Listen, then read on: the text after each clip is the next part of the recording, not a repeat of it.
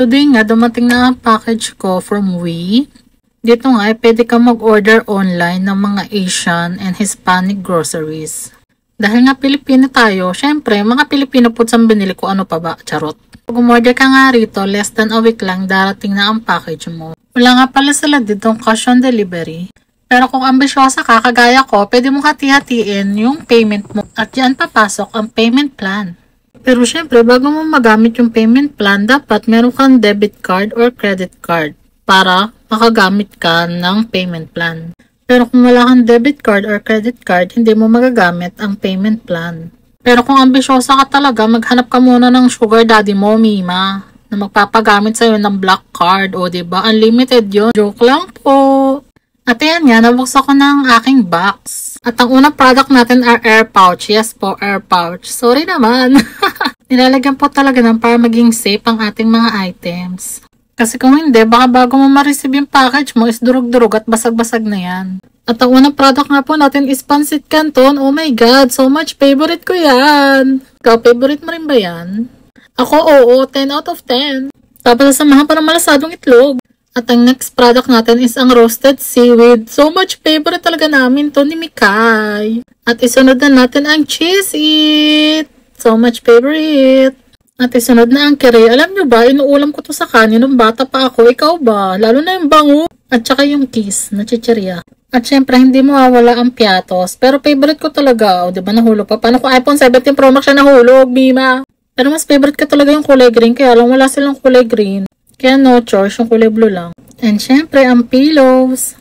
Nag-grocer ako nung umuwi ako ng Pilipinas. Out of stock yung yellow, yung purple lang. And next natin ang stick ko. Mas favorite ko talaga yung kulay pink. Kaya lang wala sila, no? Kaya chocolate lang.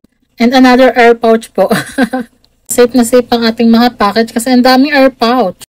At syempre, hindi mawala ang Bear Brand. At ang favorite ng mga bata para healthy ang bone. Para kay Yumi yan. Hindi rin pwedeng mawala ang ating UFC Sweet Filipino Spaghetti Sauce. Kaya lang yung wala sila ritong Eden cheese, pero may cheese it sila. Kahit walang occasion dito, nagluluto ako ng spaghetti.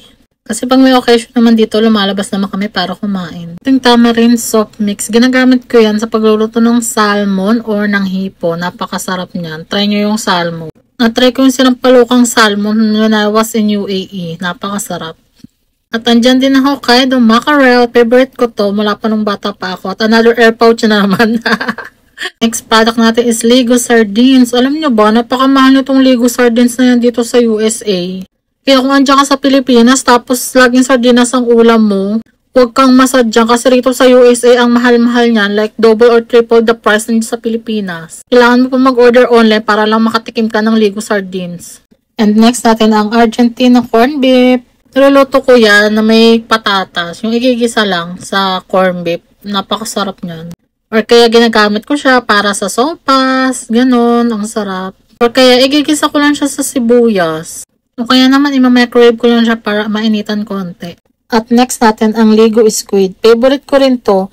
Yung amo niya medyo hindi kaaya-aya. Pero ang sarap niya talaga, promise. Iniinit ko lang siya sa microwave bago ko siya kainin. Another Lego Sardines na naman. Favorite ko talaga yung sardines. At nandyan din ang 555 tuna flakes or fritada. Inuulam ko siya pag yung tipong katamad ako magluto tapos gutom na ako. At last but not the least, plastic. Charot, hindi po yan kasama. Ayan, tapos na tayo. Kaya kung naandito ka saan mang sulok sa USA, mag-order ka sa Wii kung wala kang time mag-grocery. Or kaya naman hindi ka pa marunong mag-drive o wala magdadrive sa'yo para mag-grocery. Try mo na to, Mima.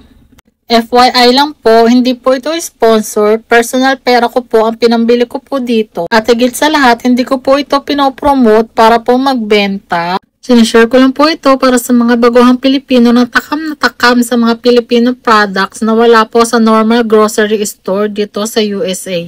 Yun lang po. Bye!